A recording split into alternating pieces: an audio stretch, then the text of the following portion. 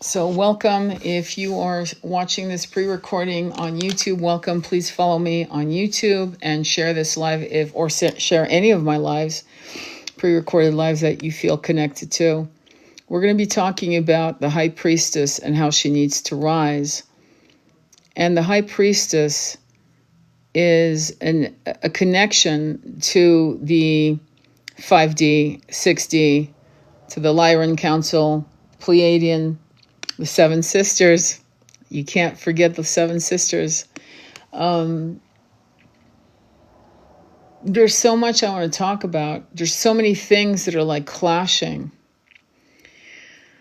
But if you have grown up, one, feeling homesick, and two, being massively triggered to the injustice of the world, yeah, thank you, then you want to kind of take a step back and look at yourself from transcendental eyes, the eyes of a witness, and realize that you are a messenger here.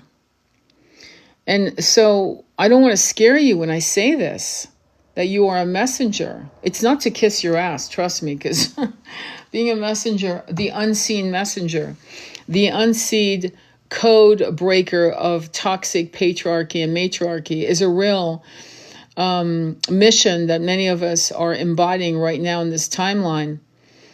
And there are people who died in the 90s, very well-known people that we felt connected to, that are no longer a match to the 3D frequency and are on the other side watching us and helping us, many of us, believe it or not. And so this concept of wanting to be known or wanting to be seen is not as important as your mission.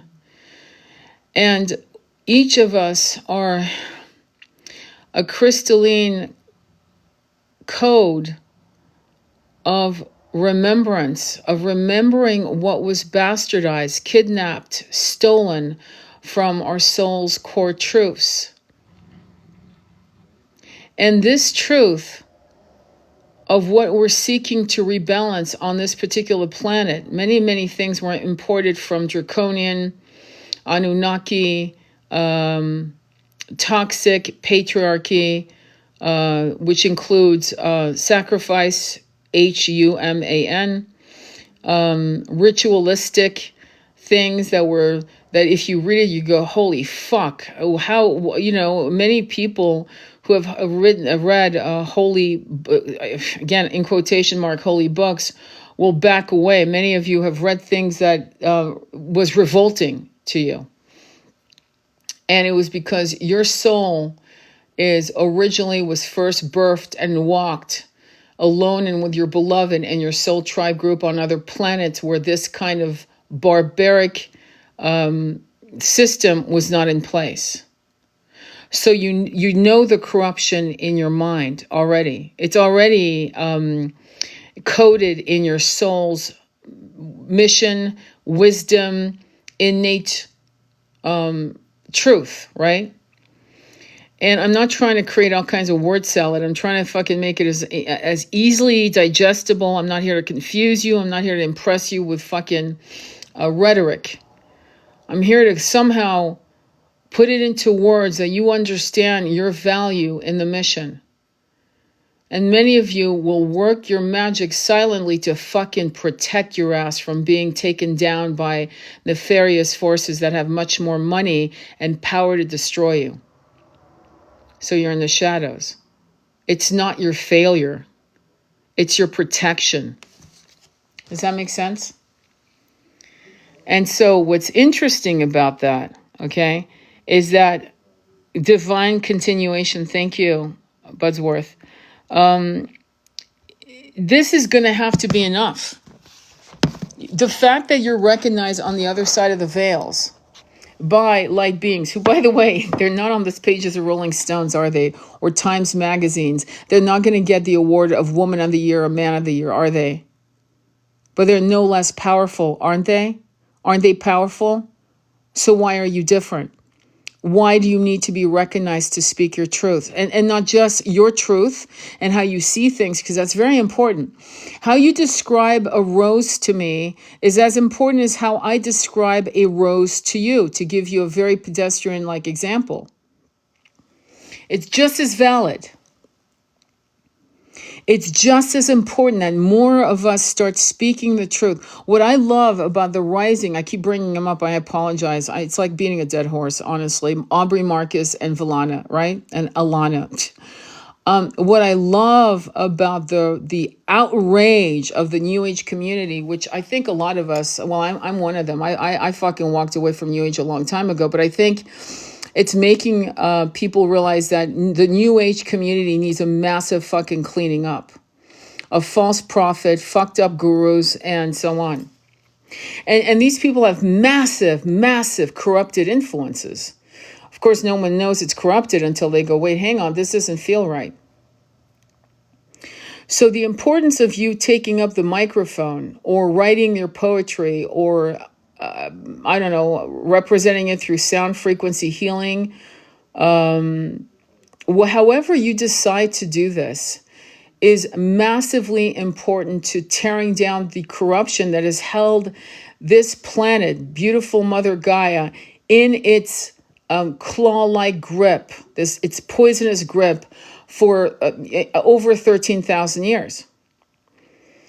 And so much of these weird ideas, I was talking to Andromeda Flame today, about, because we talk every day, but we were talking about the sacrifice of the five heifers that happened on April 9th, 2024, due to the numerology. It's very intense. And how everyone, CNN, all the alphabet channels were talking about it, and then suddenly crickets. Fucking crickets, with all the cell phones that we all know we have, and yet nothing was recorded.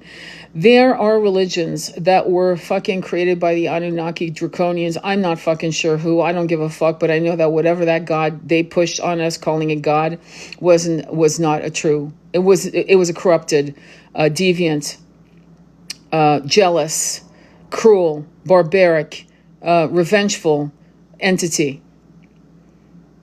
Period. And many of us gravitated to the New Age because we wanted to find a truth. And the truth was also corrupted within the New Age because it was founded by fucked up individuals. Some were good, but I would say the majority was, the foundation was not exactly straight and clean. So what we're looking at, which is a win-win actually, to be honest, is we are actually dismantling lies, sold to us as truths. We are not consenting to people telling us that what we're seeing isn't present. It's kind of the age-old joke of the man who gets caught with his pants down effing the secretary, and he tells his wife, "You didn't see this. You're making this up in your mind," as she's seeing him, banging the secretary. And on a spiritual sense, that's what we've been told for centuries to control us. It's like whatever you're seeing isn't true. So the rise of the sacred feminine isn't going to come out of rage. See, that's what's the problematic issue I'm having. Do I understand the feminine rage? Girl, I was feminine rage at 1920. I actually understand it, and I have great compassion. I'm not judging you to beat you up and betray you. What I will say to you, though, is in the journey of rising out of the feminine rage, you cannot hold on to that fucking stick anymore. It will burn your hand. Because the vibration and frequency of, impotent anger and vengeful need isn't going to bring you to 5D. And ultimately, your question should be, do I want to be enraged? Do I want revenge? Do I want to get back at people who harm me? Or do I want to rise myself and this planet into 5D? It's really a simple fucking question. And if you want to rub shit all over you, feces all over you in your rage and your self-destructive behavior, then you're not a match to 5D. It's not me judging you. I'm not the fucking law in this. It's just common sense. I didn't make up the rules, clearly. I'm just kind of reporting back what I've seen, what works and what doesn't work. Best practices from a fucking elder. And I'm telling you, it doesn't work, and it's not sustainable, and it will make you physically sick. You know, the pain body. It's no joke. It's a real thing. What the sacred divine masculine has to understand is that he has to help her rise. Many women will say to me, oh, we don't need that. We don't need any help. It's almost like slapping the hands that wants to help you. Like, I can get up on my own. I understand that, my dear sisters. But for us to stand in the true balance of the divine masculine and feminine, which we do need that energy to be in the kind of power that will completely do. It's the final blast of, it's almost like shouting a choir of powerful high frequency sound from the masculine throat and the feminine throat that blasts the 1% into fucking, we don't give a fuck where, but certainly not here. And that is a power that they have systematically destroyed through the divide and conquer, polygyny. I was talking to her about this today. I was saying, it's almost like they create polygyny to make sure that the high priestess, because, you know, the high priestess is the archetype, and this is my take, not Carl Jung's take, mine, okay? She is the personification, I've said this before, of high psychic, intuitive powers. She can feel, she hears the whispers in the wind. She looks at the sky. It's almost when she looks at the sky and the ocean or a body of water, she's scrying. Scrying meaning she can see images. These high priestesses from Avalon, from Lemuria, from Atlantis, and from names we have forgotten because they've been destroyed. Because whatever was being taught from these ancient temple priestesses and priests that supported them have been completely eradicated from memory. So we have to really understand that we have to stand together, and we are a small number. You know, we are a small number of people, of masculine and feminine. And everything you're seeing in action isn't to corrupt you or to give you a sense of despair or apathy. Be careful what you look at. I know there's a crowd of people really following, like, for example, the P. Diddy trial. And I would ask you gently, it's almost like telling my little 5-year-old kid, don't watch these horror movies, baby. That's not going to make you have good dreams. You're going to have nightmares, baby. And it's no different. How many details of corruptness and deviancy do you want to understand? You know the fucking full-fledged story. You know what these MFers did, are capable of doing. And it's just a small piece of the whole horrific story of pure evil that has walked this earth unmolested for centuries. Why would you want to know more? You know all you need to know. You need to turn your back. And I'm inviting you gently, I'm trying to be very gentle today, to turn your back on the bullshit and to not go into the bowels of Hades. I mean, really, that's what it is. You're going into the realms of pure evil, and it's going to fuck up your consciousness, which fucks up your vibration, your frequency, which fucks you up. So why would you do it? You need solace. You need time alone. You need to connect to nature. You need to get yourself a tree, an ally, to put your spine against it, to kind of communicate with nature, to remember who you are from when there were your favorite trees on other planets. Yes, that's right. Favorite oceans you walked on, sands you walked on other planets. This is not the other planet. I love when people go, I love this shit when they say, they look up and go, there's no life form in Venus. There's no life form in Mars. There's no No, you're right. In 3D, there is no life form. But we're talking about 5D, 6D, 7D. Of course there's a life form. Hello. We can't view anything from 3D. As it is, we can barely view half the shit that's around us in 3D because our mortal eyes are not attuned and can't see. We're kind of legally blind in some aspects. It's really interesting. So the rising of the high priestess is going to be very crucial to the alignment of Mother Gaia, and it will benefit those who've incarnated to be the high priests. You calling them divine masculines, okay? High priests.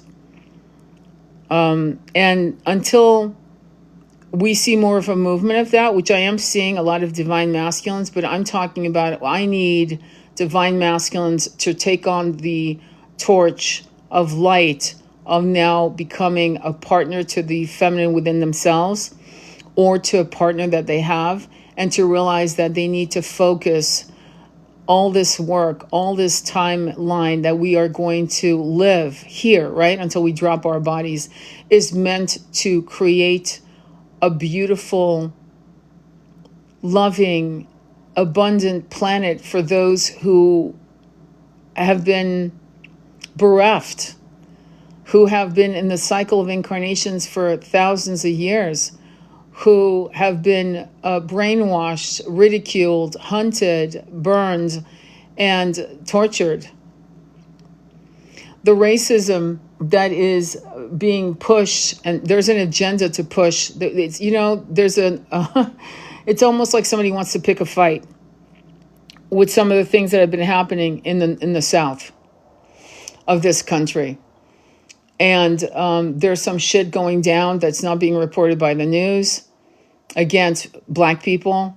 And as a white person, as a person of color, of any color, or any white person, this should be something that is concerning to you, because if this starts happening where a fuse is lit, this will throw all of us into survival mode, which is the whole point.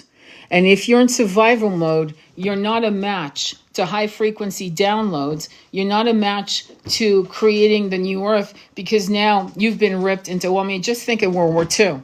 Any wars, actually, where, just a box of carrots will take you 3 hours. I'll never forget my grandmother telling me, standing in line for 3, 4, 5, 6 hours in line in Paris during the occupation of the Germans, waiting for a little box of dehydrated carrots, okay, and adding water, and then the whole thing would blow up, and that would be their meal for the entire day.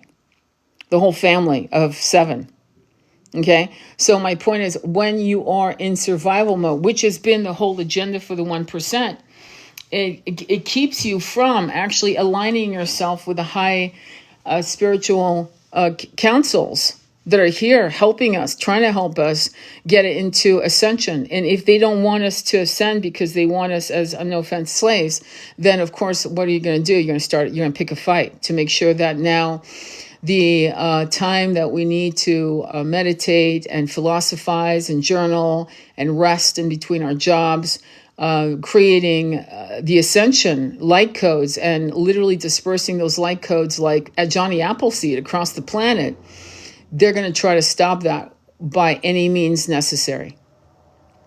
This is not fucking rhetoric. This is common sense. Just, follow the money, follow the breadcrumbs. And so this whole hate that some people are pushing for their own agenda, because they're too myopic to understand the big picture of massive collective manipulation, is a concern. The divine feminine is connected in the 5D timeline and beyond. She's working with the creator. Yes, that's what I'm saying. So thank you for that comment, but that's actually what I'm saying.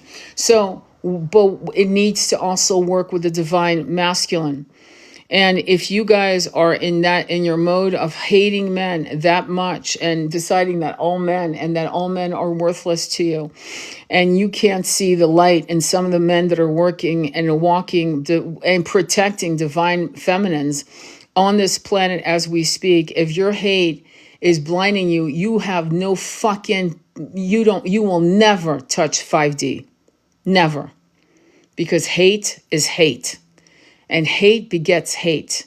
And hate is a very low frequency. And it's not a match. Doesn't matter your intention. If hate blinds you from something deeper and finer, going back to the template of the balance of the masculine and feminine together. as equal, powerful partners. The power couple in action, in other planets, in other realms. I've seen it, I've studied it, and I'm writing about it. So this is a problem that is happening right now. Once again, one of the first psyop move for me on the spiritual bandwagon of stupidity is what's happening with Aubrey Marcus. Another distraction. A good one, though, because it really is redefining what is the integrity of the soul and what is important.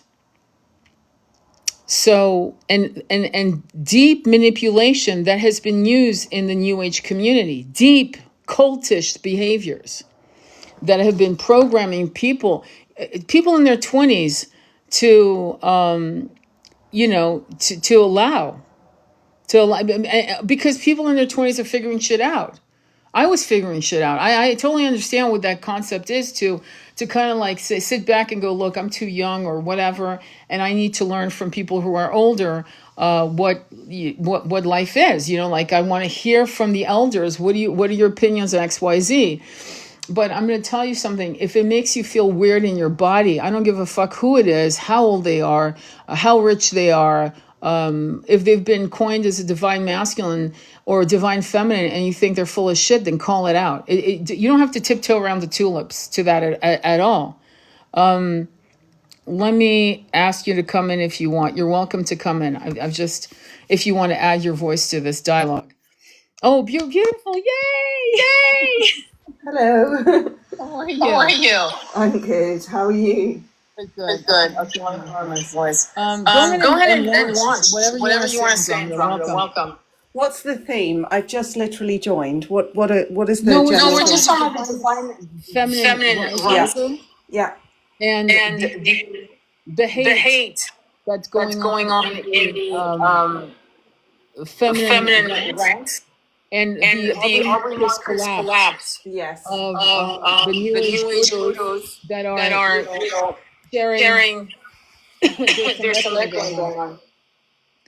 That are sharing their bullshit as New Age wisdom and ascension life codes through polyamory and also the agenda of divide and conquer between the sacred feminine and the masculine and the unhinged hate that a lot of women are experiencing against men, and how this Aubrey Marcus has completely made a lot of women who were following him bereft.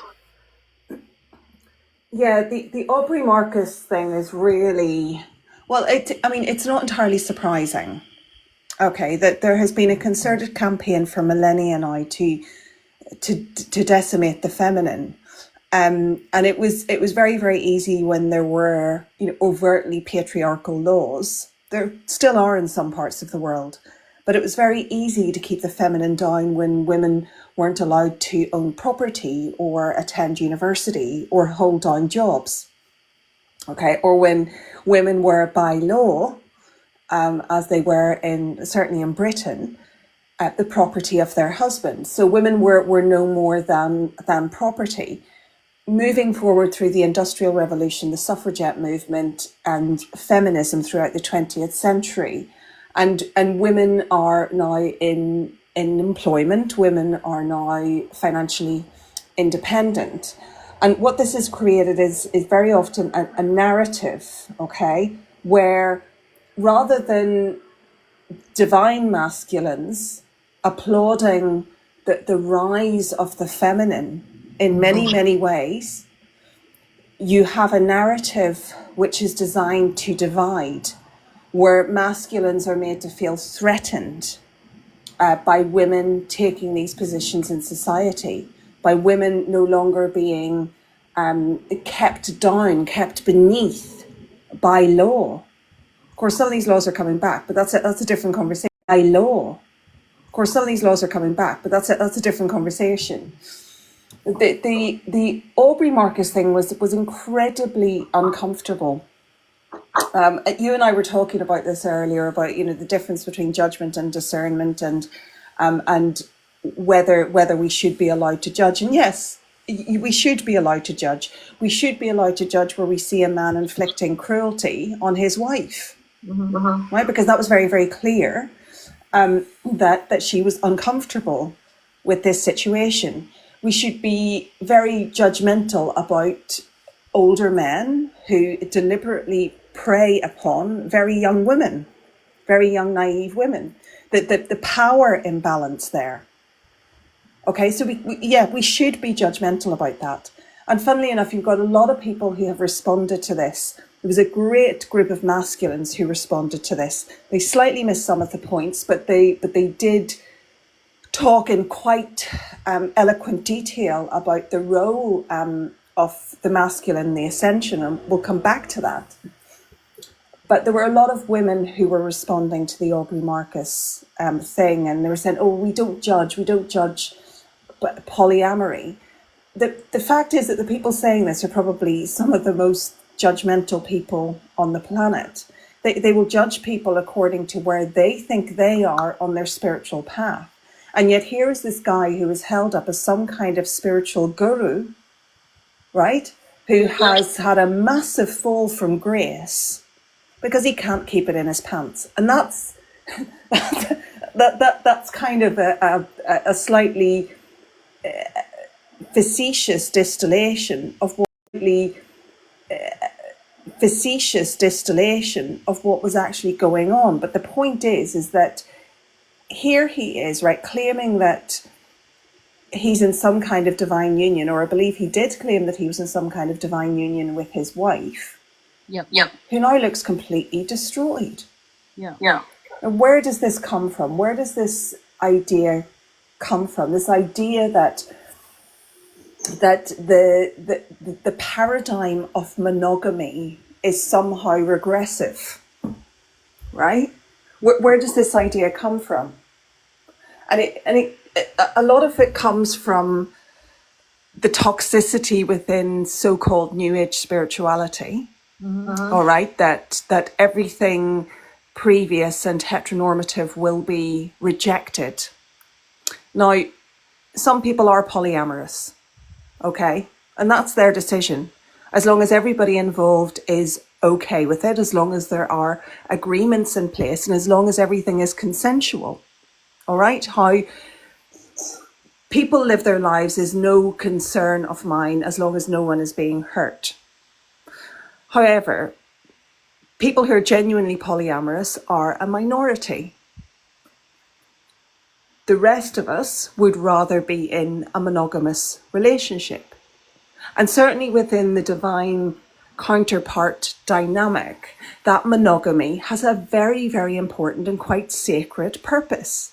The purpose of energy exchange.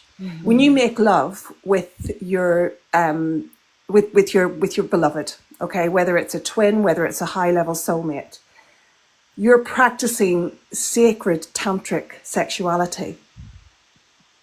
Now, if there is a dynamic where one person within that partnership decides that they're going to be polyamorous, and the other person isn't quite okay with that, that completely undermines the energy exchange between the divine counterparts. It completely undermines the union. And the overall collective energy effect of that is quite significant.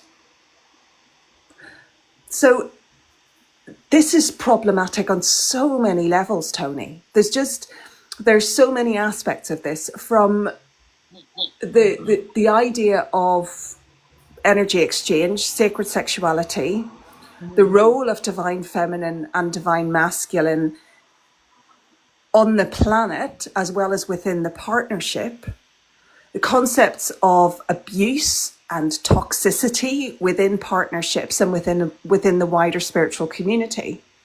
This particular issue has highlighted all of those, problems, and we really do need to be talking about it.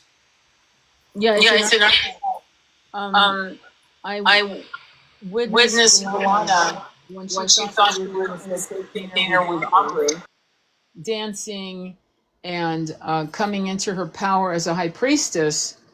And you can see the evolution of her as a high priestess, right? Coming into her own, right?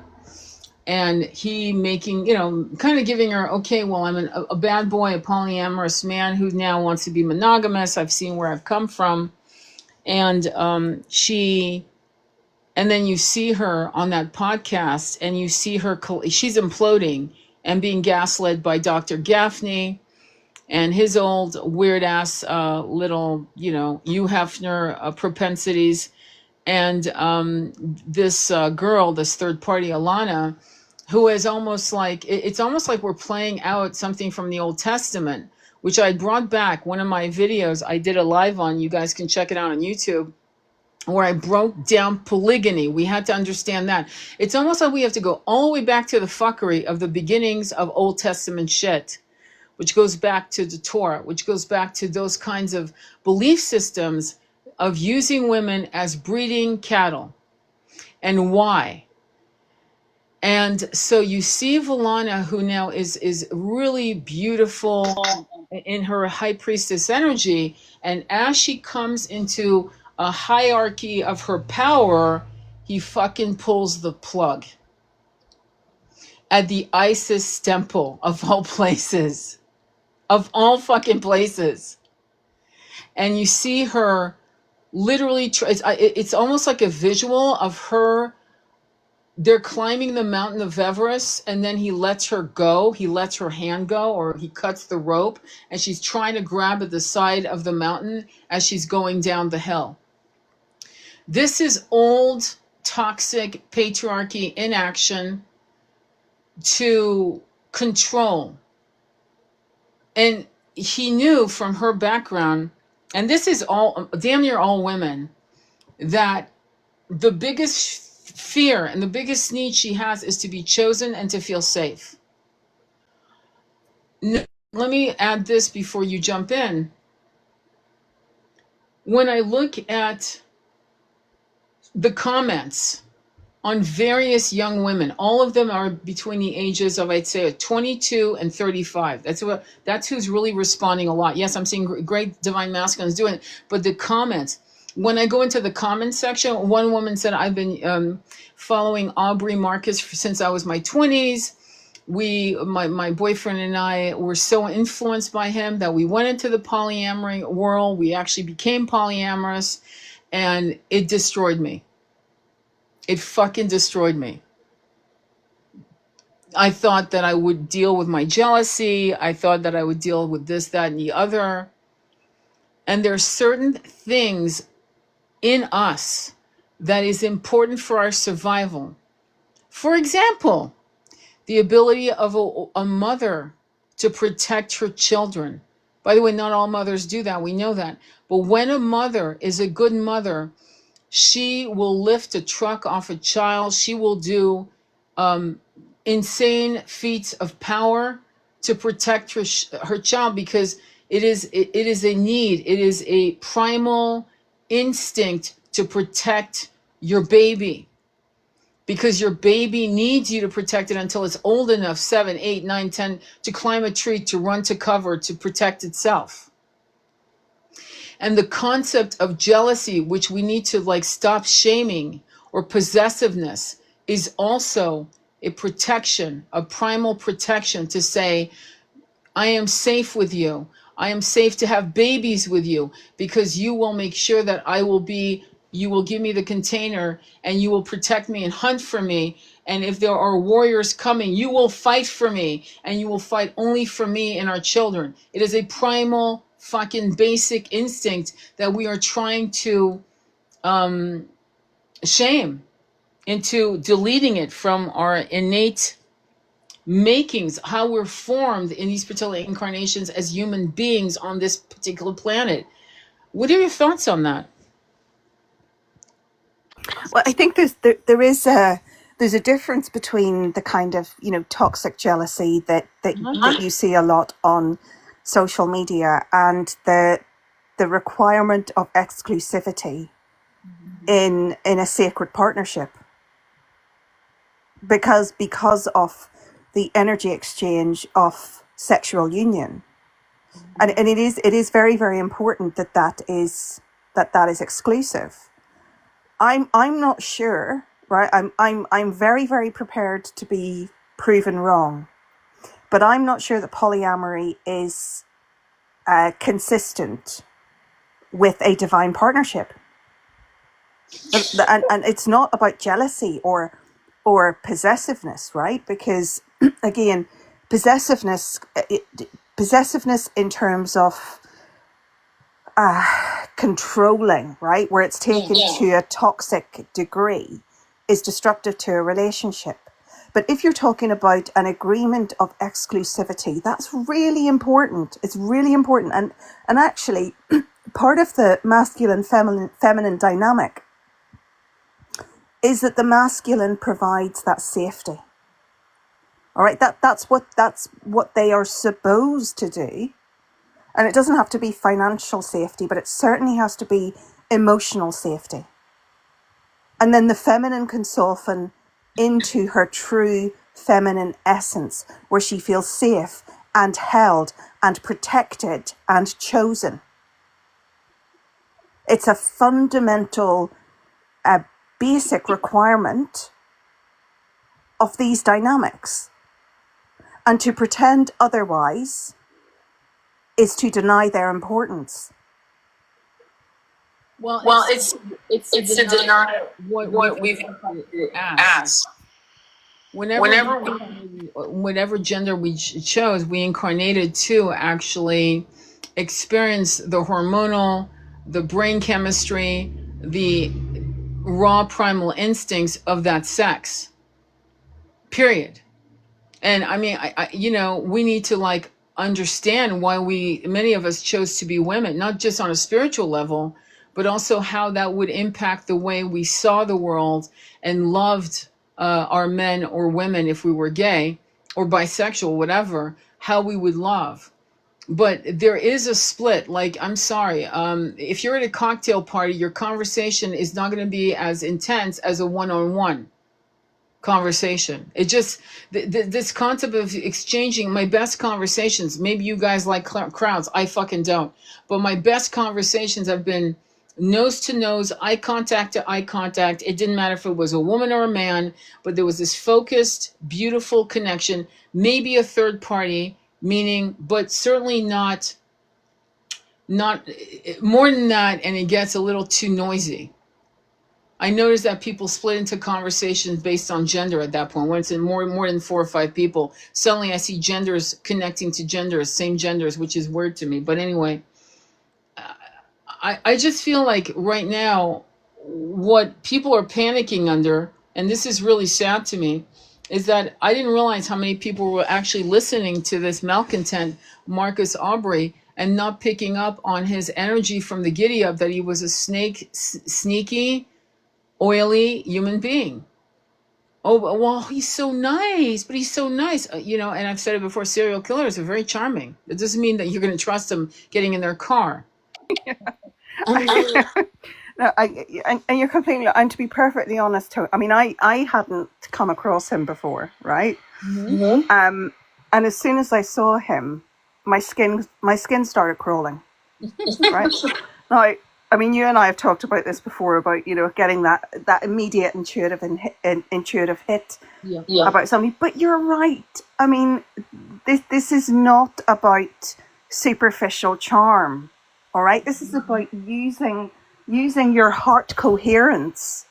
And it's not just the words that they say, because snake oil salesmen will give you 85-90% of the truth.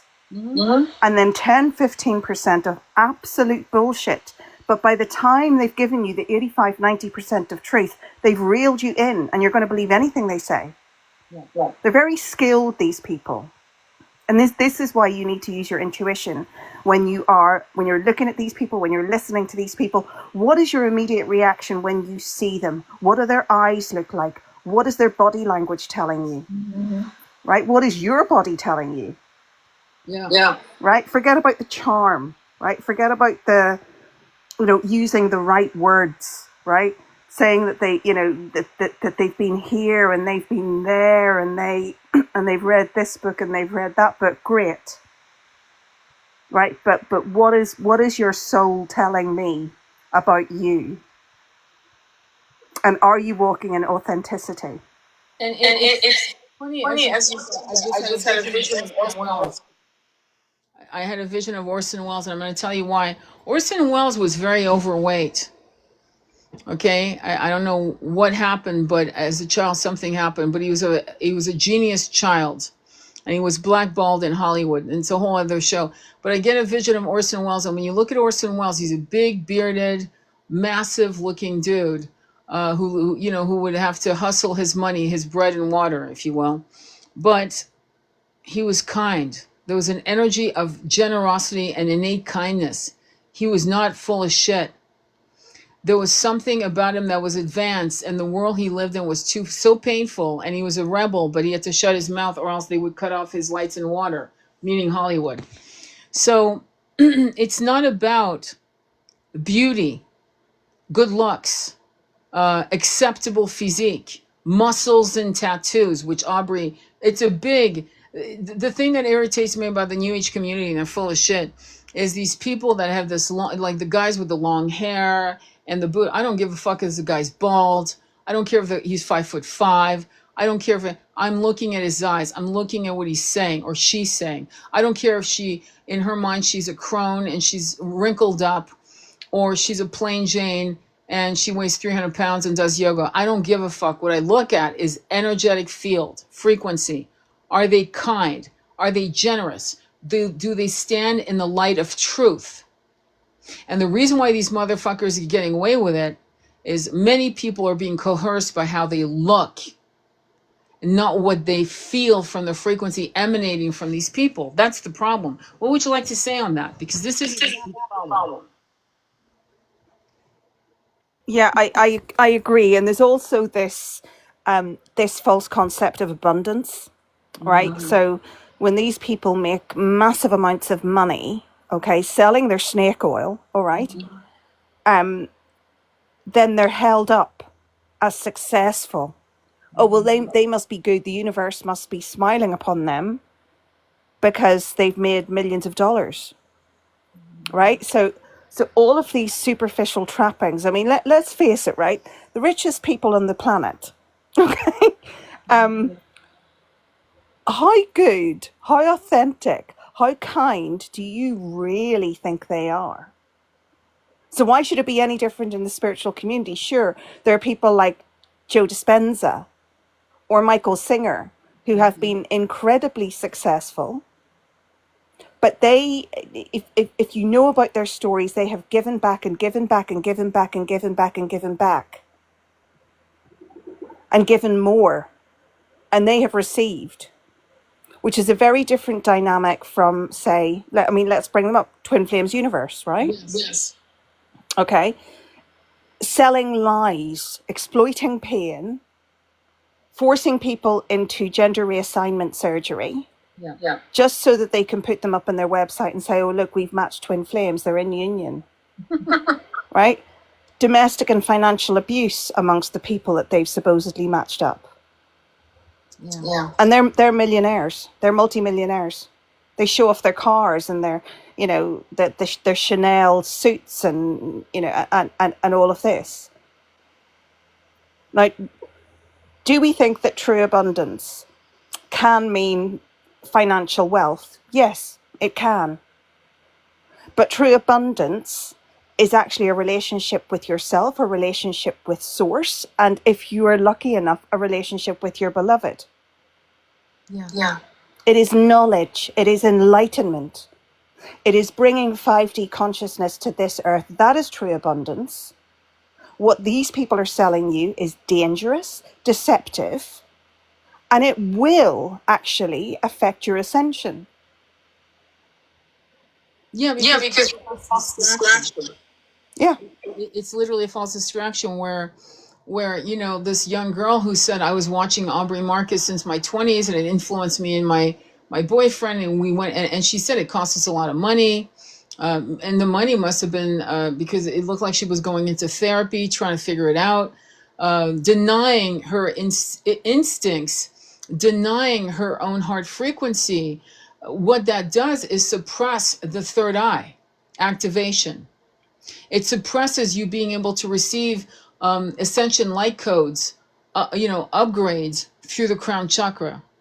It corrupts and destroys and literally blindfolds, if you will, the root chakra. It's a fucking shitstone. The solar plexus is just completely dimmed into grayness or blackness. You know what I'm saying? And all of that, all of these distractions by these false prophets, fucking Christ, man. I mean, we've had them telling us, them meaning the ancient writers, the ancient scribes, the Essenes, saying, beware of false prophets. And here we go, living in it and being shocked that we are now uncovering these false prophets. And it's to your advantage as individuals we keep saying the same thing, like find your center, find what makes you feel light. If you're second guessing your own fucking feelings of what you need to feel safe within your own body, that's the wrong fucking shaman, guru, prophet. Ultimately, if you don't trust yourself, then work on learning why you don't trust yourself, and do not believe in someone else. What I am finding very, and I was telling this in Andromeda Flame today, what I'm having a really hard time with the New Age community is how, and I've mentioned this before, how they preface for fucking the first 10 minutes of apologizing for judging, apologizing for what they're about to say, saying all these accolades. We all love Valana. Don't get me wrong. Valana is a part of every woman on the planet. We've all been Valana. We've all been second guessing ourselves. We've all considered, many of us have considered polyamory. Many women are still in their 40s virgins because they're terrified of being that vulnerable. So Valana is now the poster child of what happens when you rise as a high priestess and when you trust the wrong masculine, how he will fucking pull the rug from under your feet and you will absolutely collapse into a puddle of second guessing, your third eye extinguished, everything, all your chakras just shut down. What are your thoughts on that? Absolutely. The effect on your chakras, I mean, look, if you are forced into a situation of polyamory and you're not okay with that, and you're having sex with people you're not attracted to, and you don't want to be in this situation, that is going to severely damage your root chakra. And if your root chakra is damaged, your other chakras are not going to work. You are not going to have a functioning third eye. There's no way. Let alone heart chakra, let alone crown chakra. Yeah. All of it will shut down. And you won't be loving yourself. You will be feeling uncomfortable in your own skin. And back to judgment, right? And apologies for mentioning this person, Tony. But how many people in this room do not judge Bonnie Blue? Right? Yeah. We all judge. We judge every day. We judge to keep ourselves safe, both physically and energetically. It is not wrong to judge behavior that causes harm to other people. Right. All right? It's not like you're sending them, bad vibes or, throwing shade at them. That's not what I'm talking about. But you're actually using your judgment, your discernment to say that behavior is not okay. That behavior is harmful to the other people involved and ultimately to society.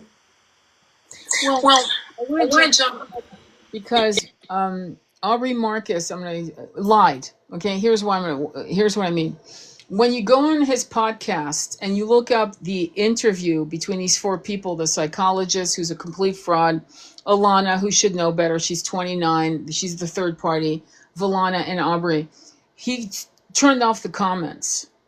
But then he wrote a response saying that apparently Valana has a lover called Joshua, which I knew it was a lie because watching the interview, the talk, she said, I can't be with other men. So she's not having sex with another man. I don't know where Joshua, maybe he's a divine masculine. I doubt it. A corrupted masculine who is her companion. But it doesn't look like because the way she spoke about not really wanting to have sex with other men was really, it's almost like she was crying that out. And apparently, and this is known. I've seen this in many kind of cult or situations where polyamory is produced and put on a pedestal of ascension. All three parties sleep in the same bed. All three parties are in the same bed. And just think of the morning, of waking up in the morning with a man who's taking testosterone, which he is. This is apparently known. And where he climbs on top of one of them, right? And the massive pain, visceral pain that would go through the woman left in that bed. Alana, the young girl, the 29-year-old, who's again too young, she's old enough to know better. Why is she accepting crumbs? Why is she accepting sharing a man? Why is she accepting lack energy? What, is it the money? Is she going to write a book in 10 years? Is she going to expose that this was a massive mindfuckery, that she now is 40 or however old she's going to be when she writes her book? To say, because the other thing, and we need to bring that up again, is he was told, this is when you do too much play. I was telling this to Andromeda Flame, that there's a moment, we need to talk about this, when you cannot keep taking, L-ketamine is on my shit list. That's another show. But you can't keep doing these plant medicines and not, and especially if you're doing it wrong, which he definitely is. And if you want to ask me why I'm saying that, feel free to ask me. I'm not going to, but where he's getting motherfucking corrupted downloads. I'm sorry. And he's such an arrogant little bastard that he doesn't understand he's getting corrupted downloads. Oh, I've been told I need to impregnate them both. Wait, hang on. What? Oh, but meanwhile, Alana has her boyfriend, and supposedly Valana has her boyfriend. And how are these men going to feel about the fact that he has to get them pregnant with his seed before they can either be intimate with them or they can't, into them? It's such a sloppy, messy 2D consciousness. I can't believe they sat there and watched the video and uploaded it and thought they sounded great. That's how they are so disassociated. It's almost like them. It's a spiritual moment of letting me cake. Thank you. It's insane. It's completely insane. Does that make sense? I mean, what it is it's gross, actually. And it's bizarre that he thought that this was a good thing to put out there, right? And it shows that he actually has no spiritual compass whatsoever. Valana, I suspect, is just coerced into it. Absolutely. The young girl, who knows what she's in it for, right? I don't even want to try to guess. But the point about the plant medicine is that you have to have reverence for the plant medicine. And part of the ceremony of taking, say, ayahuasca, right, for example, right? Yeah. Part of the ceremony would be to not eat meat, to not eat certain things. Like, there's a whole program that you have to follow. It includes not having sex, not taking alcohol, right? Not taking other things, not taking stimulants. Now, you prepare yourself, right? You go to a proper retreat where you have enough facilitators to make sure that everybody's safe, right? No more than 4 to 1. Okay. You have your ceremony, you have your journey, and then you have to leave time for integration. Now, done properly, this should be a life-changing or life-affirming experience. But just because somebody has money doesn't mean that they're going to have, a life-affirming experience every week. They just are not doing it properly. Yeah. And you can also tell that he's not doing it properly because he's clearly not learning anything. He's clearly not ascending. His consciousness is clearly not expanding. He's taking L-ketamine, then he's doing plant medicine, then he's doing God knows what, and he keeps and he'll say, hey, well, this is what he says with Avalana, hey, because she didn't want to be with him. Her instincts were saying he's not the man I'm supposed to be with. So apparently he invited her to her house. She stayed in a different bedroom. I didn't know all the details, but in a different bedroom. This is before they got involved sexually. So they were platonic. They were friends. But she didn't feel comfortable. There was a mass. She was seeing all the red flags, okay? And then he said, let's take L-ketamine. And suddenly, and by the way, L-ketamine is used on MK Ultra, okay, number one. And two, so I don't know the details of what happened when she took it, but did he use hypnotherapy techniques to convince her? I'm not joking, because he's nefarious, to convince her that they should get married and that and to get her into bed. I remember, I'm not going to say who, but it's a relative of mine who had studied neuro-linguistic programming, okay, NLP, and he was 19 years old, and he took this girl who was devoutly loyal and monogamous to her man and used NLP to seduce her. Don't think this shit doesn't happen. It fucking does. That's the whole point. That's why do no harm is not a joke. Do no harm. That means do no harm. That means no psychological manipulation, no psychological gaslighting. None of that is okay. So when Mr. Marcus drops his body, I have and that psychologist and Alana, the karmic fallout is going to be massive. And it's not me judging. It's common fucking sense. It's just, if you shit on someone, the world, the universe is not going to give you back gold. Okay, it's going to give you more shit. It's going to say, oh, you shit on people. Well, you reap what you sow. You reap what you sow. So what are your thoughts on this? How he used the medicine to get her in bed, and within 2 weeks they were married. And he promoted he would be monogamous to her, and they promoted classes of monogamy for, like, I think they were married 3 years, and for 3 years they were promoting their monogamy classes and divine union classes, and apparently for the last 2 years they've been monogamish, which means he's been going out and bopping other women, and that's when she said, I don't want to be with other men. So this figment guy called Joshua that he put on his little thing, because the hate, he said, we're afraid for our safety. Dude, you don't have to be afraid. No one's going to hurt you, my friend. You're full of it. You're not even a man. If you're going to be a man and put yourself out like that, stand in your masculinity, stand and be a man and take on the fucking rocks, because the rocks are bullshit, because you sold people a story that was a lie. They paid fucking good money. They went to your retreats. They did what you said, and you were lying all along. You're damn right you're going to get rocks. What are your thoughts on that? Well, I wouldn't be surprised if he did use NLP. Thank you. Because a lot of people, you'll hear a lot of people in the spiritual community talking about NLP, right, and training in NLP. Now, NLP can be very useful in the boardroom. Yeah. Right, it can be very useful in the workplace if you're trying to negotiate a better salary, or you're trying to, get funding for a project that is for the greater good. NLP can be very, very useful, but NLP has a dark side, and it can give people the tools to really manipulate, and narcissists and sociopaths will use it for those purposes. That's right. And we have to understand that. And I mean, I wouldn't be surprised if he was using it. I mean, I haven't, as I say, until this, I hadn't really come across him. Me neither. Which kind of says it all. But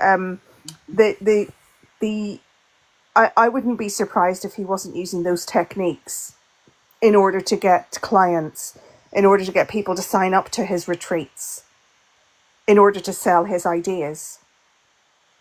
Yeah. And this is where your heart coherence is so important, because your heart coherence will see through the bullshit, even if it is NLP. Yeah. NLP is neuro-linguistic programming, by the way, for anybody who's not familiar with the acronym. But clearly, this poor woman was manipulated into a situation. She was made false promises. or he made false promises to her, and she's now in a situation where she is being forced to gaslight herself, let alone being gaslit by him, but she's gaslighting herself, to say that this is okay, but it's not. Neither is it okay for somebody who's preached monogamy to go to monogamish. And what the hell even is that? It's either monogamy, or it's polyamory, or you're just cheating, right? Or you're just using the label of polyamory because you can't keep it in your pants. Yeah, and I suspect he's in the latter group. I mean, absolutely. Absolutely. And when you what we're seeing and what we've been seeing for thousands of years is the destruction of the high priestess, and the high priestess became the witch, is what happened. The high priestess became the witch, and that was a tagline to hunt down any woman who had property, any woman who was beautiful, any woman that was a midwife, any woman that was a healer, or a fortune teller. You know what I mean?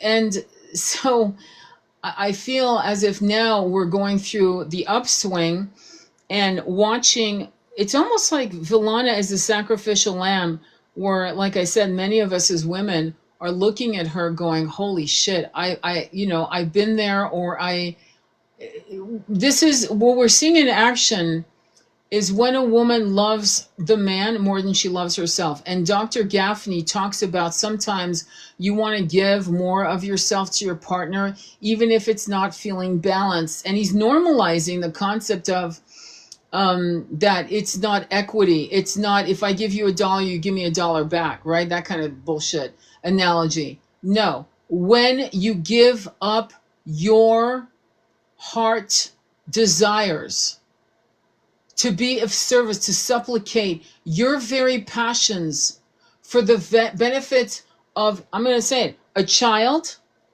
your man, a lover, meaning, and if you give up all of yourself to make them happy, and you sacrifice yourself on the altar of their desires and happiness, then you've just actually destroyed yourself. And we're seeing the archetypal play out as like right front and center, which is fantastic for our spiritual awakening and understanding. And we're going to go to the twin flames for a minute, where twin flame feminines are doing, they love the twin more than they love themselves. And that has to stop. Not because you don't love them fully, but because if you don't love yourself as fully as you love your twin, you're out of balance. Period. You're out of balance. So we're seeing something quite important in this exercise. And then you're going to watch the elder masculine, who is the template of the toxic, greedy, horny goat played out. And instructing the younger masculine, who is toxic. Oh yes, you're correct. You're correct. Spreading the joy more globally, spreading more love all around. Spreading love.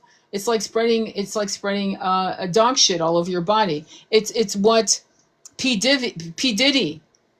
Too much is too much. Wanting and wanting and wanting. Look at how much he wanted and how many people he harmed in his toxic, disgusting desires. And people who were touched by this monstrosity are reverberating that damage to Justin Bieber is a good example with who he's married to. I don't even know her name because I don't care. And he just had a child, is what I know. And how long? What is this going to be? Some fucking lineage, toxic reverberation that continues for 5 generations? What the fuck's going on here? And so we are coming as a society to no longer tolerate this kind of deviant behavior, coined as, as ascension. And people are calling it a false light. I hate words like that. It's toxic bullshit that will harm you into the next incarnation. Fuck false light.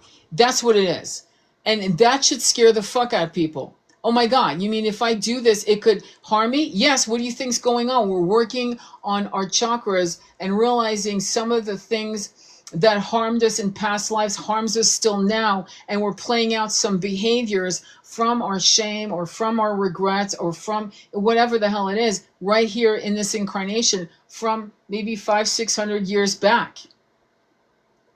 It's not just, oh, it's going to go away. Eventually I'll heal from it. I'll die. I'll have a new incarnation. Everything is going to be fine. No. And what we're seeing with Villana, unless she breaks away from those three people, because she said, without you, Dr. Gaffney, we wouldn't be in this. We wouldn't have come this far in this evolution. I'm not kidding. She actually said that. And she needs to break away from them. And then regroup and reconnect with her deepest desires. And not feel ashamed that she chooses herself. Not feel ashamed. What are your thoughts on that? Yeah, she shouldn't feel ashamed, and she needs to, it's going to be very difficult for her in that situation, actually. It's going to be very difficult for her to love herself in that situation, but that's what she needs to do. She needs to love herself. She needs to put her heart, her needs, her ascension above this fuckery that's going on. So I completely agree with you, and it's interesting that you touched on the twin flame, the twin flame journey, the twin flame dynamic, where the feminine almost loses herself in love for the masculine. Yeah. And will sacrifice and sacrifice and sacrifice and sacrifice her own needs. And our lives, our incarnations here, they're a series of crossroad moments, a series of forks in the road. And either you can choose to continue putting someone else's needs and comfort above your own, in which case eventually you will be you will just bleed out love and energy and have nothing left and be completely destroyed. Or you choose to put your own needs and your own heart first, that you love yourself first above everyone else. Yeah. And then you can actually pour that love into yourself, into your activities, into your ascension. And it's one of the most important lessons on the journey. Well, important. My take also was that her biggest fear is what's happening. So there was a false sense of security, right, where she bloomed under this false flag of monogamy with him. God knows he was probably cheating on her all along. I'm just going to say that. And she, in other words, she had told him that this was her fear and why she didn't want to get involved with a man. I think she was celibate for a while. I think so. Maybe I'm wrong. If I'm wrong, I apologize. But what I do know is that she didn't just meet Aubrey Marcus and bang him. She basically was saying, yeah, I need some space. I don't trust. Let's just be friends, because I don't want to go through this again. I've gone through a lot of trauma with men cheating on me. And so she's confused men cheating on her and repackaging bullshit into high frequency ascension to radical monogamy. What do they call it? Radical polyamorous monogamy. Yeah, that kind of bullshit. There's not one person who has done this for 20 years who's in the same relationship they began that polyamorous journey with. Swingers, and I have some experience in that because I've had family members involved in that, even swinging, you would think, right? And even that falls, the relationship falls apart. I did a couple lives on that subject on influencers who have explored these things. It doesn't fucking work. Marriages don't work either, don't get me wrong. But pretty much you have to get your shit together. You have to commit to the marriage, to the union, to the bond. And you have to realize that the outside world is going to be throwing rocks at you and try all it can to destroy your family. Our families, as it is, our families have been destroyed by the system, the ravenous influence of the 1% and this infrastructure. What do I mean? Well, they've got us all. You got grandma in one house, grandpa in another house. Your child is in another house. You and your husband are fractured because of the mental drainage of just survival, paycheck to paycheck, working insane jobs. So now you have like six or seven people in the family unit paying separate rent, separate car, separate bills. And it's the most brilliant hustle I've ever seen in action. And the whole point of creating communities isn't to create these fractured realities of polyamory. It's to create divine unions in a safe container through communities where people buy land and live together, and it's not messy. It's beautiful. And each divine couple that is in union and focused on each other bring like codes of ascension to the community, and support and knowledge and wisdoms and best practices. Polyamory, no matter how you slice it, I've yet to see a polyamorous couple, swear to God, who started in their 20s and they're now 60 and they're still together and it's still fucking pumping alive. However, I have seen marriages live for and with the same marriage 50 years. In fact, I've heard of people literally dying married 60 years, and one, say the man dying at 1:30 in the afternoon, and the wife in a different hospital dying literally 10 minutes later. Massive communion, massive bond, high level soul, templates in action. I've seen that though. I've seen that.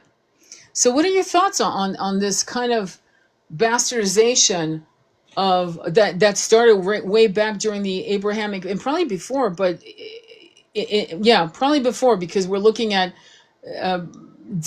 Egyptian dynasties where they had harems, because the concept of marrying your brother or sister, this whole concept of marrying the moon and the sun, was more of a ceremony, not a reality. They weren't going to have babies with that. Everyone had enough brains to say you're not going to genetically have children with your brother, so they would have harems to make sure they could procreate the lineage through the top concubines.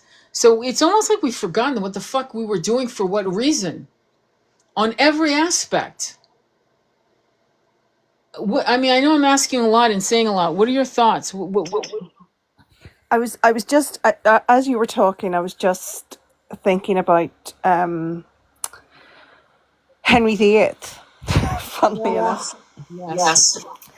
and I mean, it wasn't just Henry VIII, but the monarchy of England, right? It was considered normal for the monarch, the male monarch, right? This was not true of female monarchs, but it was normal for the male monarch to have mistresses, multiple mistresses. Okay. And in Henry VIII's case, one of them was Anne Boleyn's sister. Right? She was one of his longer-term mistresses, and he would have, illegitimate children, right, with these mistresses. And the wife was just expected to put up and shut up. And it was considered normal within the nobility. It wasn't just the monarch, but it was considered normal within the nobility that the man would have mistresses. If a woman had sex outside her marriage, she could face execution. Yeah. And obviously there were many issues that women, that many sexual issues that women faced, right, in those times, right, up to really up until the 20th century, right? Where women were seen as the property of society, or of their father, or of their husband, right? I think it was only illegal to beat your wife in the UK very, very late into the 20th century. It was outlawed. Yeah. Right? But other things like very, very poor, minimal obstetric care, extremely high maternal mortality rates from childbirth, women who were having, 10, 15, sometimes more children because the infant mortality was so high. Children being married. I mean, Henry VII's mother, I think, was 13 years old when she had him. So all of this decimation of the concept of union through initially subjugating the feminine and normalizing polyamory in the masculines. This is a very, very ancient thing. There's absolutely nothing new age about this, right? As you said earlier, this is old-fashioned patriarchy.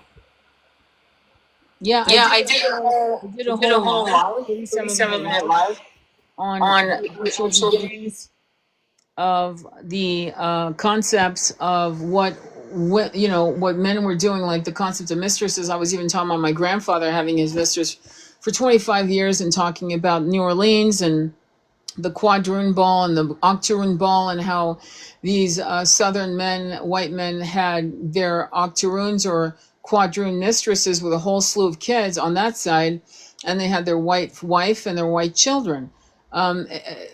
We even go back to, and I'm trying to remember which part of Europe, I'm not clear, but I know that it could have been France for all I know, knowing that they were always cutting edge on lovers and paramours. But a woman had to be pregnant with her husband's seed, and the minute she found out she was pregnant, she would take her lover. She could do that for years, as long as she didn't shove that truth in in his face. A cuckold. He could not be a cuckold. Certainly not publicly. So she was private about it. But one of the great stories that we can look at, written in the 1700s, is I brought it up again, but dangerous liaison. This concept of not loving, not being able to love, not wanting to love, refusing that concept of vulnerability. When you are, let's just put it that way, the template of divine union, which I talk about, there's tons of videos if you want to see it on YouTube that I've done on Yeshua and Mary Magdalena, which was absolutely fucking hidden and buried and so on. And many Catholic Bible scholars will deny it's even true, but I don't give a fuck what they think. But what I do know is that this template is where two human beings, in this case, we're going to talk about the divine masculine and feminine in physical form, okay? We're going to go there, are giving each other the mirror. They're exchanging light codes of ascension, and they're spiraling upwards, not downwards, upwards.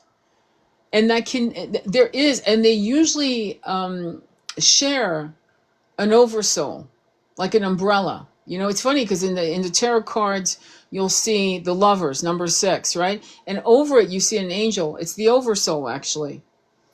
And it's about choices. It's about, what do you do with this kind of power as a divine union? What do you do with this power? Do you go up? Do you spiral up? Or do you spiral down? Do you actually go with, and I hate to use animalistic because I honestly don't want to disrespect animals. Why? What do I mean? Because some fucking animals actually made for life. That's why. That's what I mean. Even they have enough sense to know of the divine union. Wolves, hawks, eagles, mating for life. Isn't that interesting? And yet how that template is constantly being beaten up to the point where the feminine rage, and Aubrey Marcus has done a mind fuck on a lot of young women who now refuse to believe in romantic love, that it's all fucking men. All men cheat, all men are pigs, all men are this, all men are that. And one of our friends, our mutual friend, also saw a video of these 3 divine masculines talking about how their marriages work because they play out the actual divine contract of the masculine providing and protecting, and the feminine nurturing and safely. Not every woman wants to fucking go out there and work 9 to 5. Not every woman wants to be a CEO. Some of us have had to do it to survive. Some of us have had to do it because our masculines were so broken by this system over the centuries that they couldn't even be in this world. They could not take care of themselves. So we had to up the ante and add a second income, or we were the only income, whatever. And we became masculine in that pursuit. Not all of us want to be males in feminine bodies. This is something I wish feminists would back the fuck off. Some of us want to be home and raise our kids. Oh, try to wife, try to. Some women want that. And so we really need to back the fuck off and let people be who they really want to be. And that includes, if you are not into polyamory, then fucking walk away. Say goodbye to your boyfriend or your husband. So I guess we're at the end of the road now. And if you want to be a traditional wife, right? And he gives you money, and you make sure that you have a little savings account just in case he acts stupid. And you always want to have your own money in some aspect. I will always support that and actually tell you to do that. But my point to you is that we need to respect how the feminine wants to be in this incarnation. It is her business. But if she decides whatever role she wants to play based on fear, lack, and rage, you're going in the wrong direction. You're going down, not up. What are your thoughts on that? No, I completely agree with you. The whole point is, it doesn't matter what the woman wishes to do with her life, right? Mm-hmm. As long as she's given the platform to be able to soften into her divine femininity, right, within that relationship dynamic. Mm-hmm. So you can still do that, right, while being a CEO, while working a 9 to 5, okay? But the point is that the dynamic is about, as these three divine masculines were actually talking about this, weren't they? And they said it beautifully, that they were actually protecting their wife. One of them talked about how they love to witness their wife blossom because she was given that protection. Yep. Because she was given that safety. And that's what's missing. You got so many people online talking about, would you date a man who earned less than blah, blah, blah, blah, blah. Completely missing the point. It's not about the financial stability. Financial stability helps. But a man who is present, a man who can provide emotional safety within the relationship, is a head start of a multimillionaire. Yeah, man. Look at the results of. Apparently, he's worth $400 million. Well, good for him. So Yeah. my point. This is the concept of what a high value man is. A high value man is self-aware, constantly healing his shadows, as we are as high value women. High value women is not about beauty. It's about intelligence. High value women and men, it's not about money. It's not about what you have. It's about your integrity, your heart coherence, walking towards your own light, and also attracting the same kind of human beings that you admire or that you want to be or that you inspire. And this concept that has been twisted into our collective psyche to think that a high value man is a man that's muscular, healthy, got tattoos up his arms, and is got a private jet or whatever is sick. It's sick. It's a sick, greedy, unsafe template. And it started with 50 Shades of Grey, to be honest. Because when you read the book, I remember I did a blog called Cinderella Gets Her Ass Kicked and Loves It, right? And I basically this was like 20 years ago. I was absolutely revolted because I thought, wait, hang on. Here's this chick that's into vanilla sex, but because he's a billionaire and he can afford to give her whatever, he turned her out. That's what we call turning someone out. Turning someone out means, and I've met friends who unfortunately that happened to them, but with husbands that had money, doing threesomes they didn't want to do, and suddenly they were into it because it rewired the brain. But initially they didn't want to do it. It's one thing to want to do it from the giddy up, but when you have to be convinced to do something you don't want to do, you're being turned out. Period. And that's what we need to support women and men not to do. Stay in your path. Be who you need to be. Do not get turned out. Because people who turn you out want to do X, Y, to be. Do not get turned out.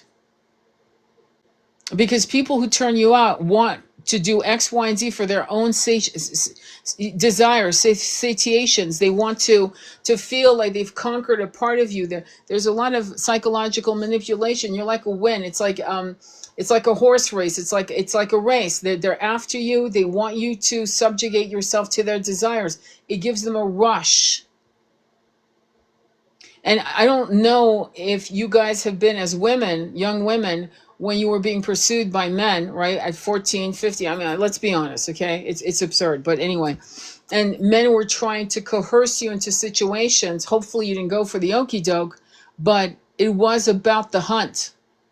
It was about grabbing and owning the forbidden fruit, and then throwing it away for the next forbidden fruit, the next taboo. We need to support each other. We need more elders to talk about what we've seen. We need young women right now not to be ashamed and to talk about the shit you had to experience and how you were convinced to do shit things you didn't want to do. And there's nothing to be ashamed of. But we need to start normalizing those conversations so that things like with Aubrey Marcus's of the world can't happen ever again. Because he sold the red car and then handed her a bicycle. Does that make sense? Like, that's some massive fucking bait and switch bullshit. What are your thoughts on that? And as well as normalizing these conversations, we need to stop normalizing deviancy. Yeah. Because it's deviant to coerce someone in any way when it comes to sex. Right? Control and sex, right? Unless it's unless it's an arrangement, right? Whatever turns you on, right? As long as nobody's being hurt and nobody's being exploited. The problem is that, the 50 Shades of Grey example, or Aubrey Marcus, or very, very, very young, vulnerable women being pursued by older men. I mean, do you remember that repulsive video of that guy? That guy who's in his 40s, right? Mm-hmm. Was asked, well, what's the youngest woman you'd go for? Mm-hmm. And he said 18. Yep. Do you remember that? And the only reason he said 18 was because legal. It's legal. Yeah. Right? All of this, placing the power, that kind of power imbalance, using that power imbalance to coerce someone sexually is, well, there's a word, Tony. We're not allowed to say that word. But it is that word. It's abuse, right? Yeah. So we need to stop normalizing deviancy. Now, I'm not saying there can't be an age difference in relationships. In fact, in a lot of twin relationships, there is actually an age difference, right? Yeah. But twins are rare. These older guys who are pursuing very, very young women, children, really. Mm-hmm. They're not twins. They're just deviant. They're just perverts. Yeah. I don't even know whether we're allowed to say that word. Right. Unlearn how sacred is the feminine, soul, ethereal, and bring it into the physical. Therefore, an echo from you, Tony, when Andromeda has her mic on. Yeah, I know. Yeah, that's why she takes it off. Just be patient with this live because it's really worth it, in my opinion. That's just me. But yeah, it started from the giddy up. So the echo, I mean, you know, 50 Shades was something that everyone read when it came out. Okay, there was not a person in life who didn't read it. I actually borrowed the copies because I wanted to know. I already knew the premise, but I wanted to. So I skipped read. You know, I redact, meaning I read it very quickly. I didn't read all the fucking shit. I would sit on one chapter, really analyze it, and go, wow, wow, wow. And I read all three fucking books fast because I didn't want to fucking digest all that shit. But why did I read it? Because I wanted to know the psychology or what was going on with young women. Those women that were reading it at 18, 19, 20 today are in their late 30s. It was 20 years ago. I know they're in their 40s. They're Gen Xers, millennials. And it corrupted sacred sexuality. There's no there's nothing sacred about that kind of sexuality. Okay? Nothing at all. And what would have been an amazing ending to that book, that series of books, I'll tell you what it would, is him going back not to vanilla sex. That's like a nudge to you're boring, you're a fucking loser, you're into vanilla sex. It would have been that he actually understood tantric sex and their sacred divine union. And then she got pregnant. But the fact that he had a special room and all of that, that to me is sick as fuck. And the fact is, the premise of the whole book is he was being hurt. He had been hurt by an older woman who had initiated him into these dark realms. So why do we collectively, and I'm not putting the author down. She made over $500 million, probably more by now with the movies. And I've never watched the movies. I'm not interested. But my point is, why was she picked? Why was she picked? And remember, this is the time when books were being sold at auction, meaning they would send a manuscript in New York City from one publishing house to another, and they would have bidding wars. Swear to God. This was when publishing was hot. But why that manuscript and not Harry Potter? If you know the story of how Harry Potter got published. The first 500 copies were printed. They sold out in like a matter of a week, and they started getting serious. But you know how Harry Potter got found? It was an 8-year-old and a publishing editor who gave the three chapters to his 8-year-old kid, and the kid came back saying, "Where's the rest?" That's how she got published. They were all saying no to her.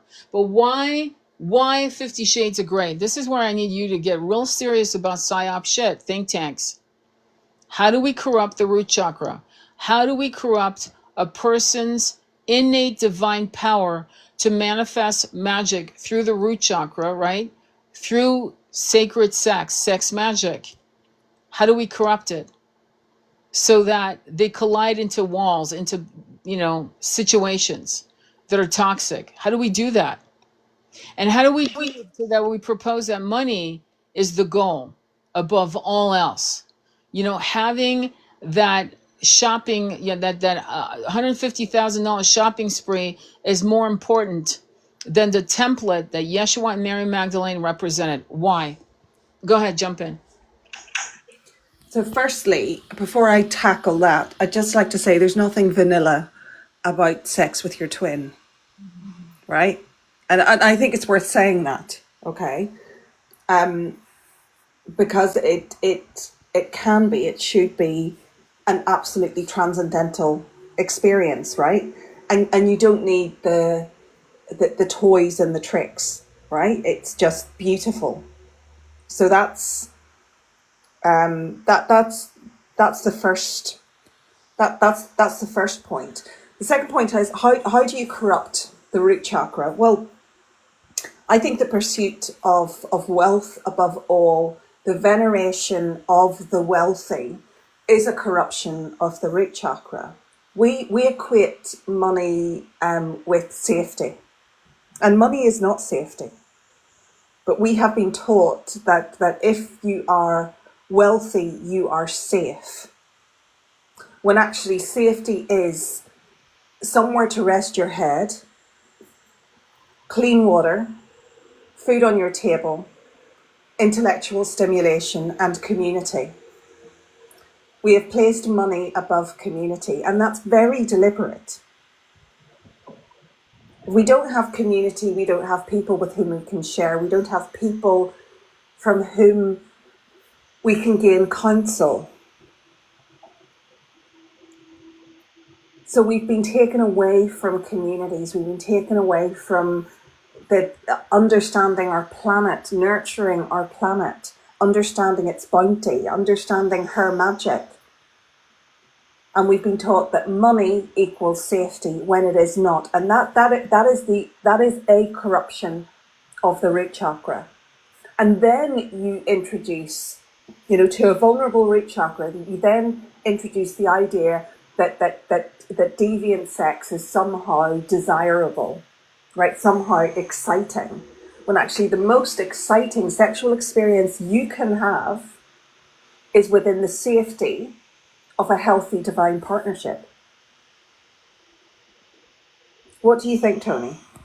I think that's what we all have to aspire to coming back to. And if the rest of this incarnation is left that we are continuing this on a place of celibacy, being, a single and celibate, then we need to make sure that what we're mapping out for the last years of this incarnation, that it's done with as much spiritual work and purging of any fears.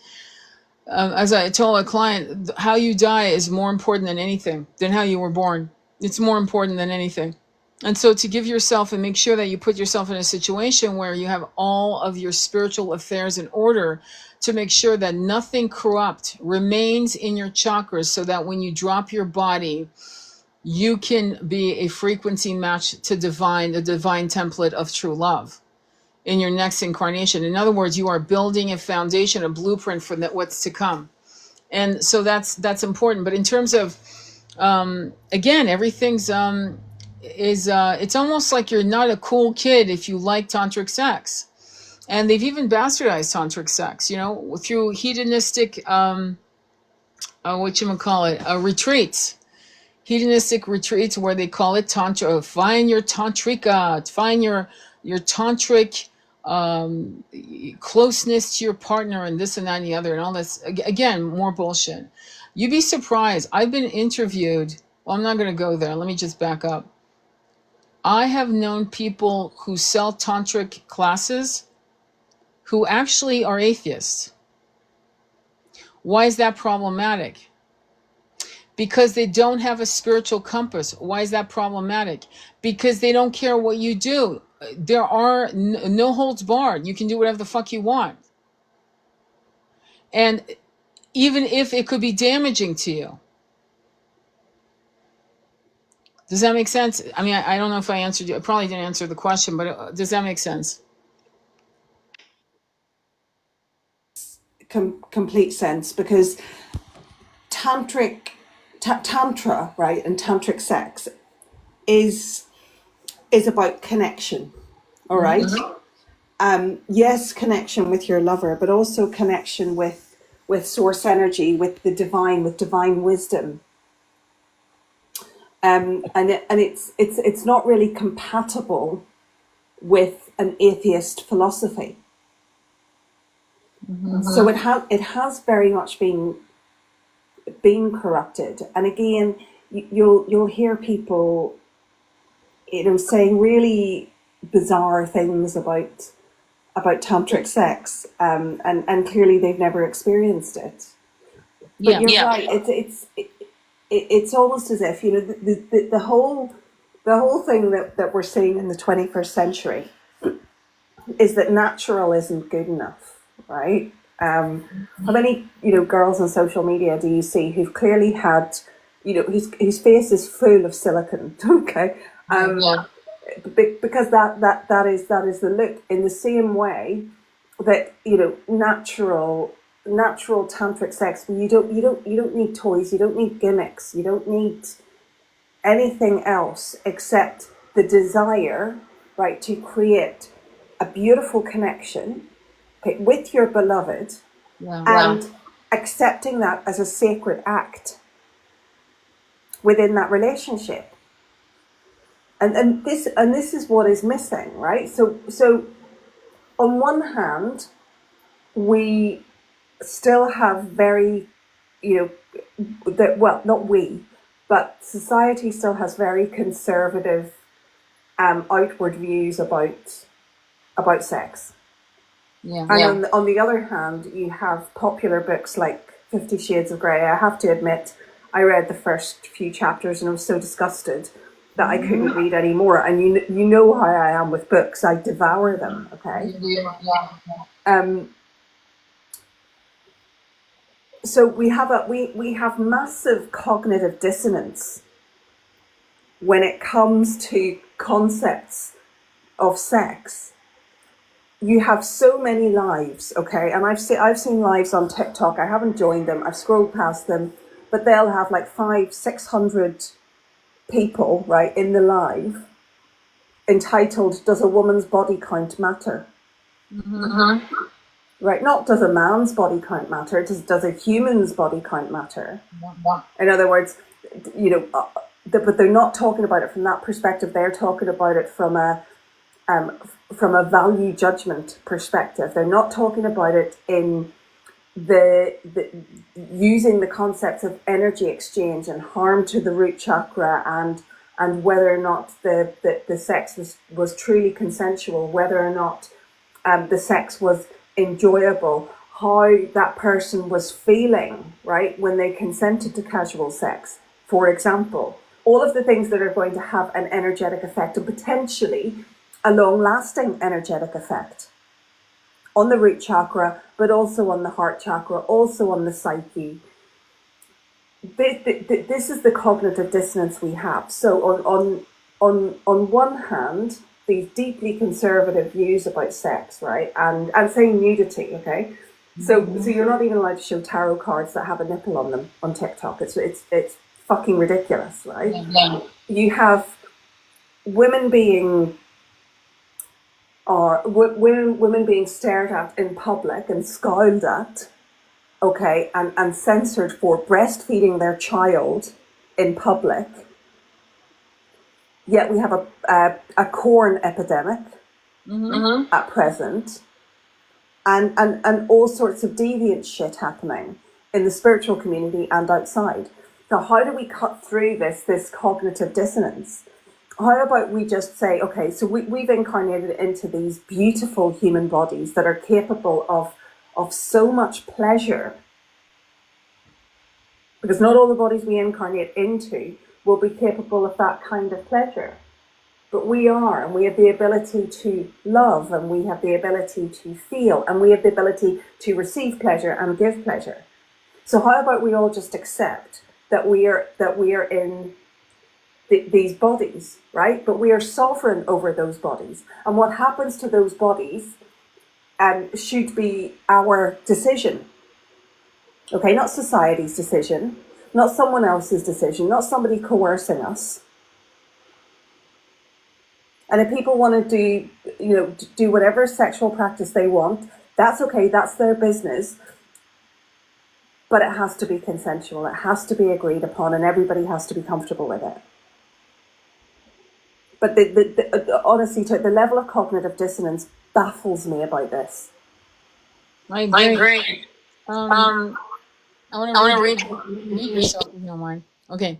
So Mama Yeti says, what should couples that have been together for 20, 30 years do that are now celibate due to the body not responding and it causes pain in the relationship?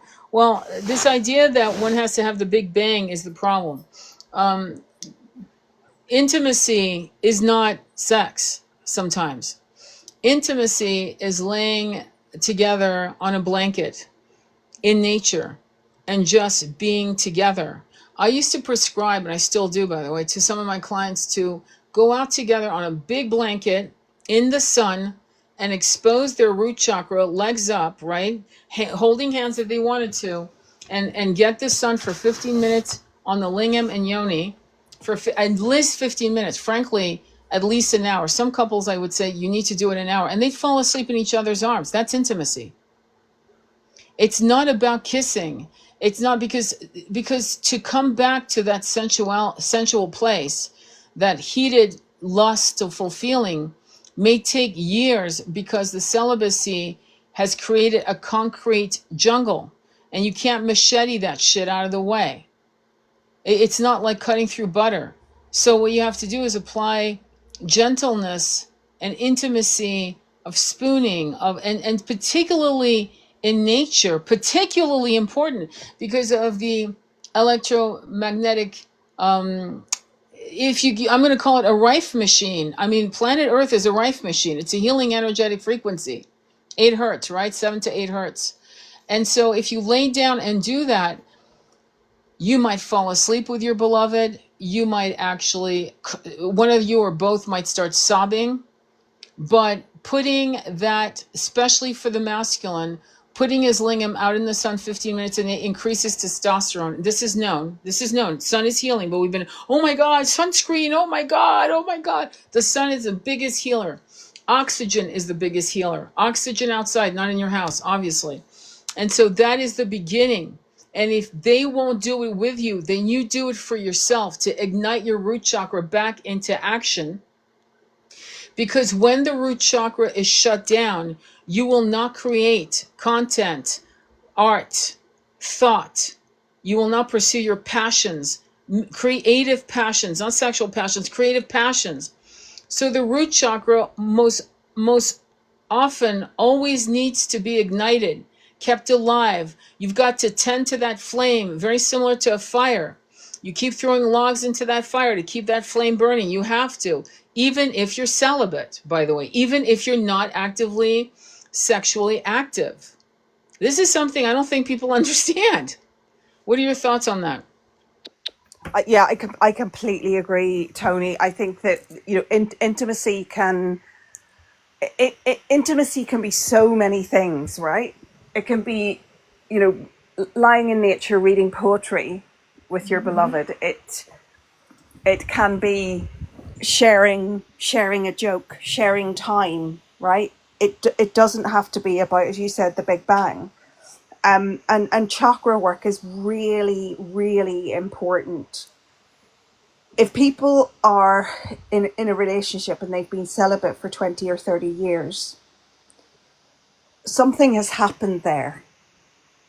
Not necessarily in the relationship, although that's probably the most likely thing, but something may have happened in their childhood, and excavating that is also really, really crucial, particularly for root chakra health.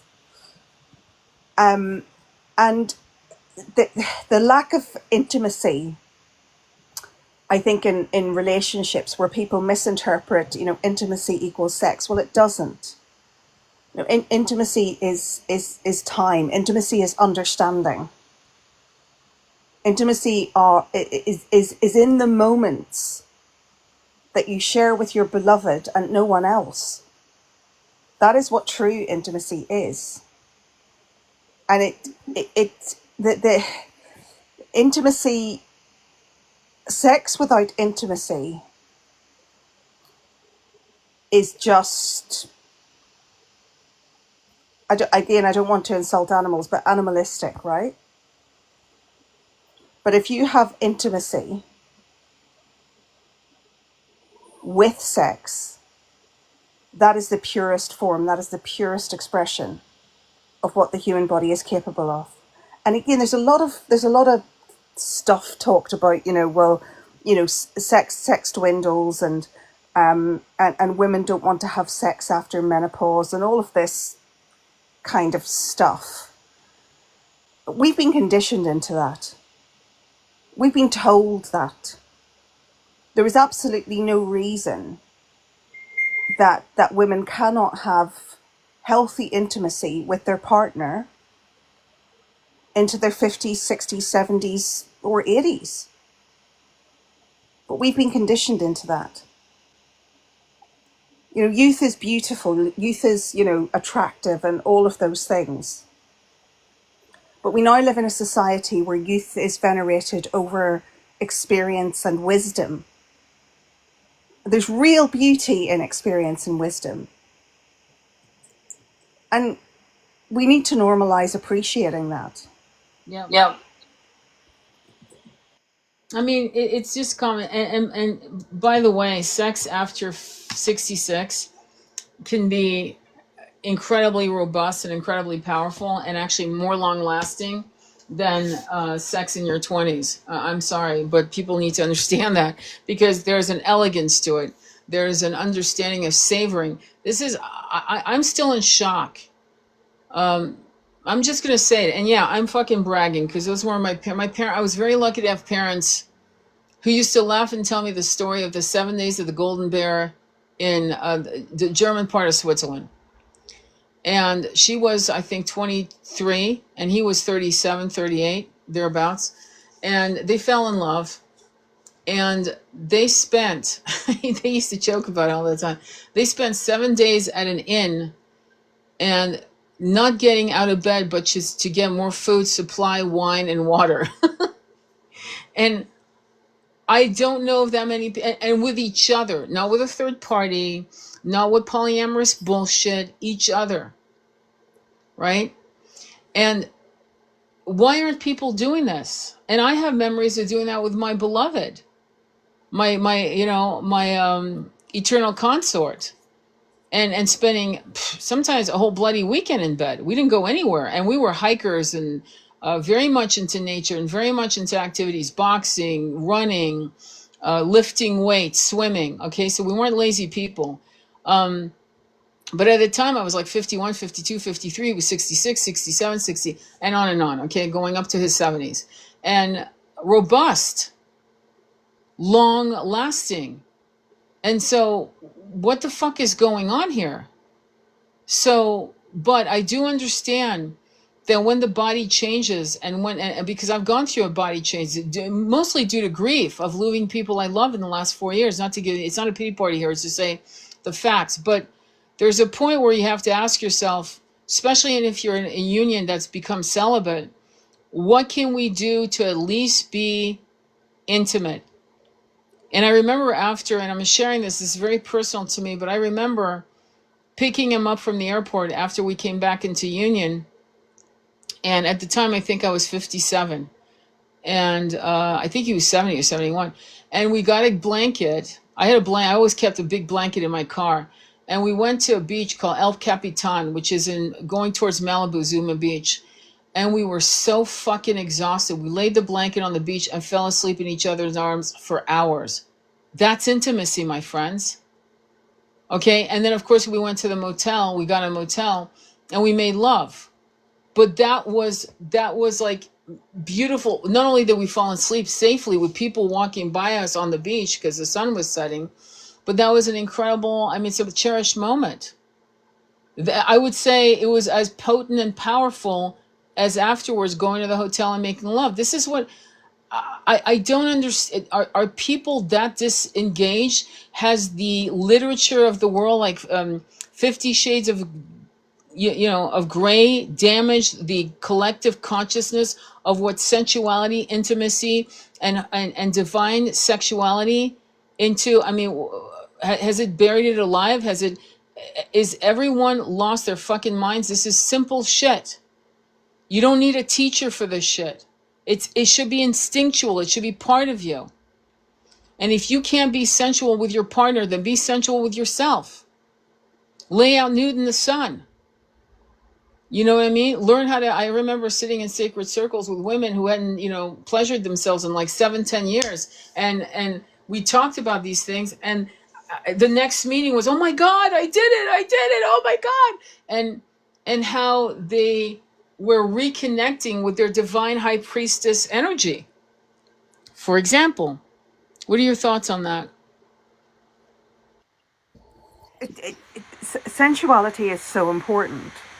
And I don't, again, I find it very, very difficult to understand why people have, well, I'll rephrase that. I think it's very sad that people have such a problem expressing their sensuality. Mm-hmm.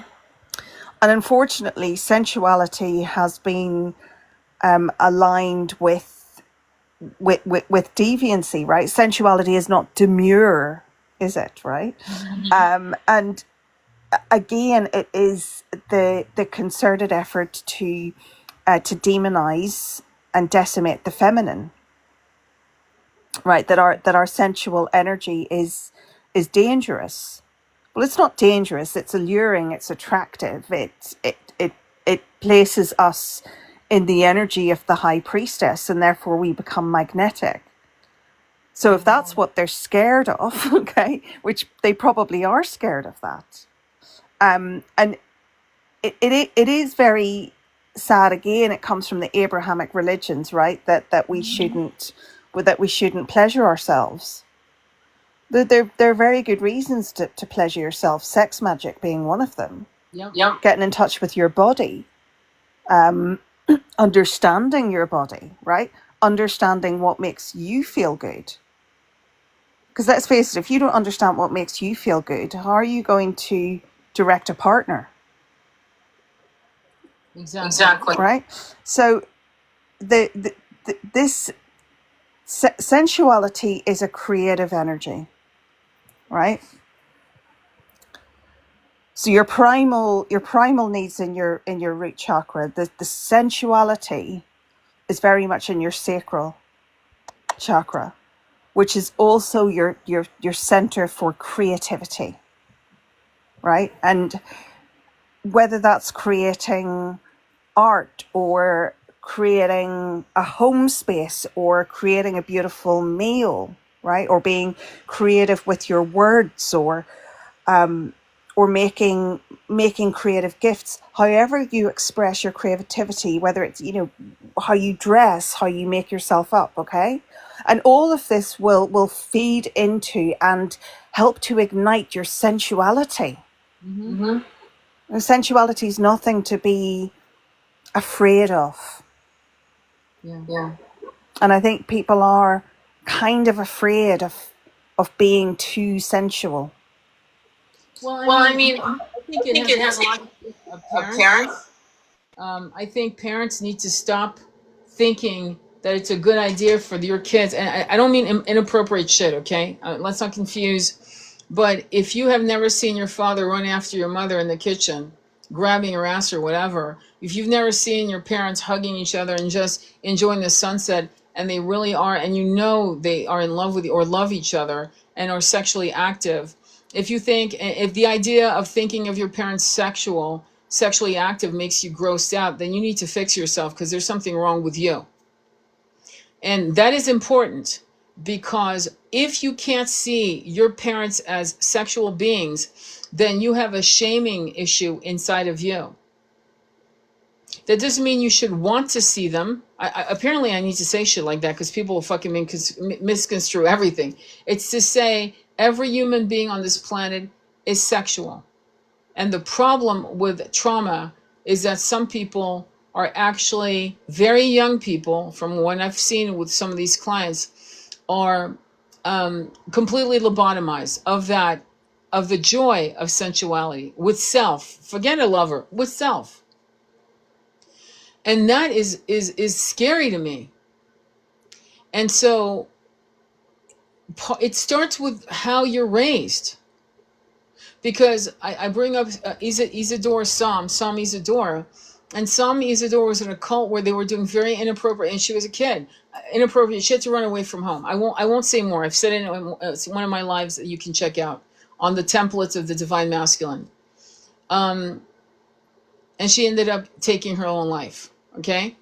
So my point is that the concept of shame seems to constantly be humming its the wrong key into the collective in some fashion.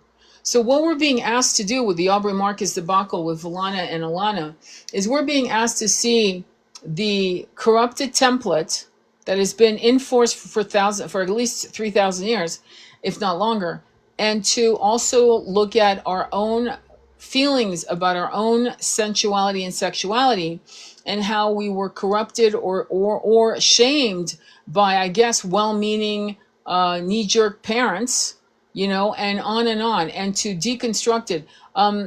We had a sexual class, right, you and me, and I had a questionnaire, okay, which I doubt anyone actually, come to think of it, answered. But I remember when I did Sacred Circles, their job was to answer the questions, and we come back into circle and we would answer the fucking questions one by one.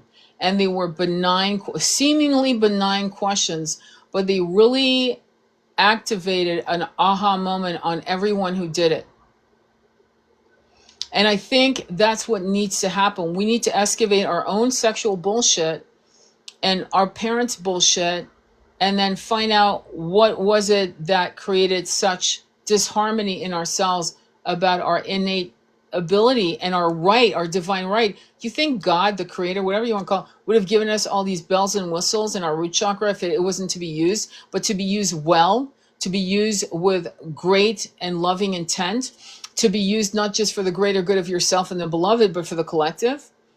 As a template, as a sacred template, don't you think?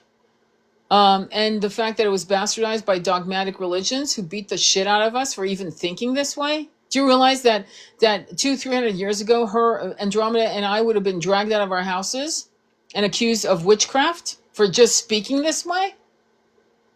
And in some countries, that's still true. So we are being shown the templates that need to be completely burned. And then we need to rise out of the phoenix with the template of the ancient ways, of the true wisdoms, you know, and bring it back into the grid. What are your thoughts? And part of that wisdom is honoring ourselves and honoring these vessels that we've incarnated into. Mm-hmm. You know, the body holds wisdom. The earth holds wisdom. These bodies, okay, were made to exist on this earth. So the earth is a huge reservoir of wisdom, of energy, of healing. And so part of what we're here to do is to honor that sacred covenant between the bodies we've incarnated into and the earth. That's right. That's right. Yeah. Thank you. Thank you. Before we go, we'll upload this live on YouTube today. Last words. Well, first, use your heart coherence, right? When you're listening to people, if you come across somebody who's claiming to be spiritual, if they ever refer to themselves as a guru, if they ever refer to themselves as a spiritual leader, then scroll on past. All right. Mm-hmm. If your body reacts to them in any kind of a way, if you get nausea, headache, palpitations, your skin starts crawling, scroll on past. That is your body giving you a message. Trust your intuition. And finally, it's okay to judge.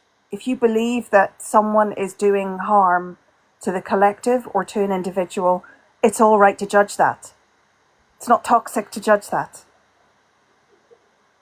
And that's it. Thanks, Tony. Thank you. Much love. All right.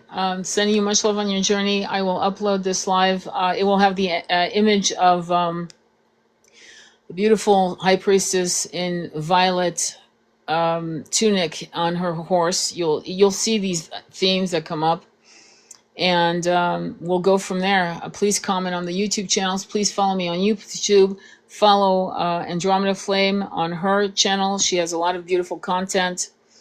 And much love to you as well. And thank you for being here. Thank you for supporting the channel. Please share the videos you love with people you think you could elicit really wonderful conversation with. Don't be afraid to send people knowledge. I'm not kidding. Whether it's mine or someone else's.